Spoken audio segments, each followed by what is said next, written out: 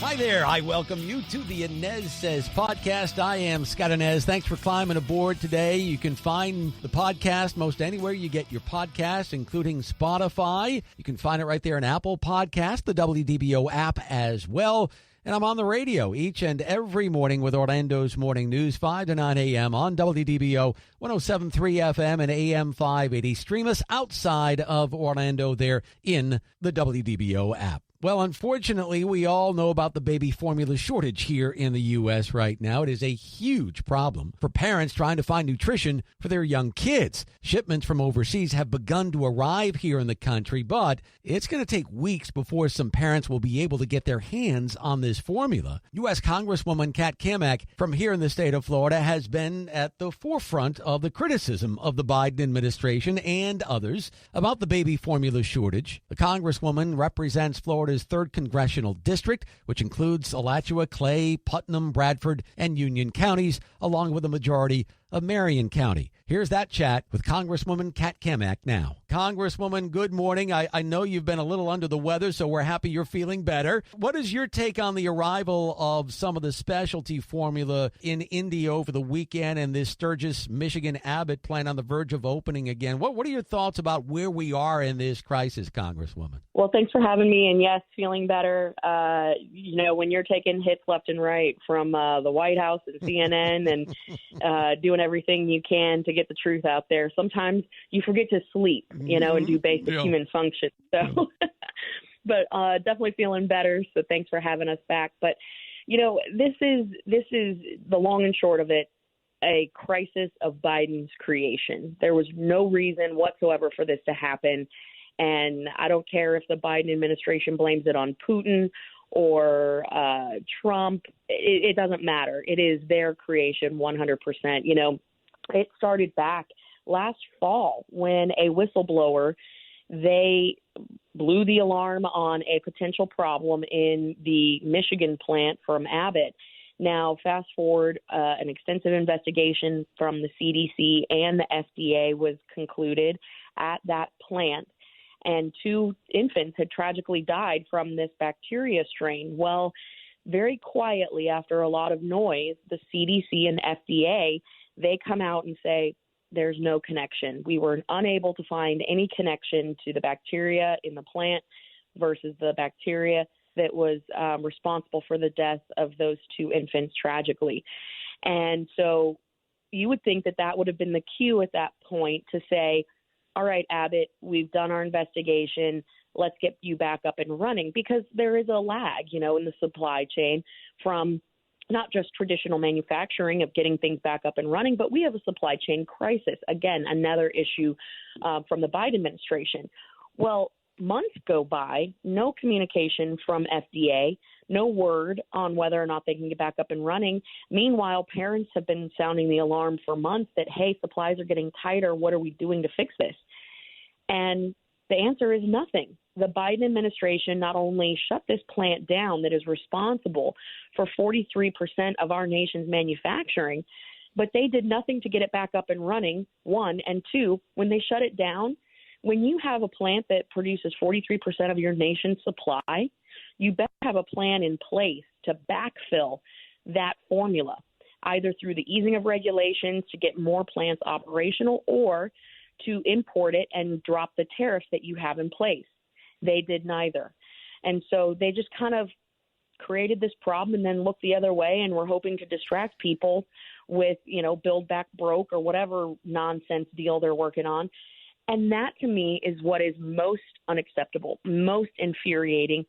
And I think the issue with the border, where we were able to highlight and expose the stockpiles of baby formula that had been rerouted from American shelves to the border, that to me was the last straw. And that's why we wanted to blow the lid on this story, because you got too many parents that are panicking and too many kids that are getting sick from not getting the formula that they need. Congresswoman, I wanted to talk to you about that because you've been to the southern border. You took videos of the stockpiles of baby formula there at the border for migrant infants, and you have said it's being done at the expense of American children. What did you see down there while you were there? So we had originally received photos from Border Patrol agents down there there at the border. And when we published them, I had everyone from the White House and CNN calling me a liar. And that doesn't sit too well with me. And I, again, was taking phone call after phone call from parents around the country who were panicking. And I said, you know what? It's time to really expose this and highlight this America Last policy. And so I flew with very little notice, less than 12 hours notice, down to the border, showed up, and took the videos that you see. And it wasn't just the supply room where we were able to confirm the photos that were sent to me by Border Patrol. But we went to the standalone warehouses down the road of not one warehouse, but two.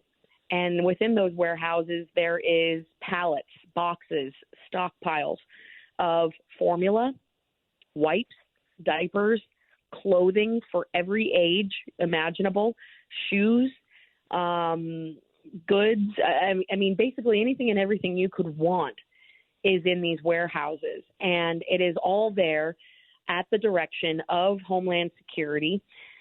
And they have been stockpiling this with more en route. And I confirm that there are orders of more formula en route because they had been doing tabletop exercises in Washington, D.C. at Homeland Security, saying that we're going to have upwards of possibly 500,000 a month of people coming to our border, and we need to have this stuff ready to go. To me, when you are stockpiling, that sends a signal to the world, hey, this is an open border. Come on in. We'll get you outfitted with a cell phone. We will clothe your children. We will feed them. We will do all these things. Meanwhile, you go to a Target 5.5 miles down the road from these warehouses, you can't find formula for kids. It is heartbreaking, and it shouldn't be an either-or situation. But what is frustrating to me is that it has become just that at the behest of the administration, where they are prioritizing kids at the border rather than American kids here at home. Well, Congresswoman, you alluded to it. Ever since you have taken on this crisis, there has been pushback on you, and I know that a fact checker from the Washington Post called what you are doing faux outrage. He says that the Biden administration is following the law in stockpiling all that stuff, including formula at the border. How do you respond to that? Listen, they can give me 4 Pinocchios. They can call it faux outrage. They can take me on every single day of the week. But the fact remains that Biden created this crisis.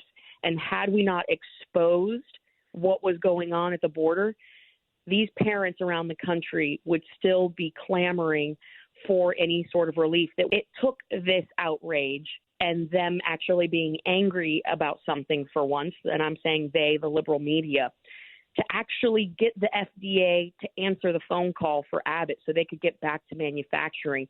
It took this outrage to get Nancy Pelosi to act and bring legislation to the floor so we could grant a waiver to bring the formula in from overseas.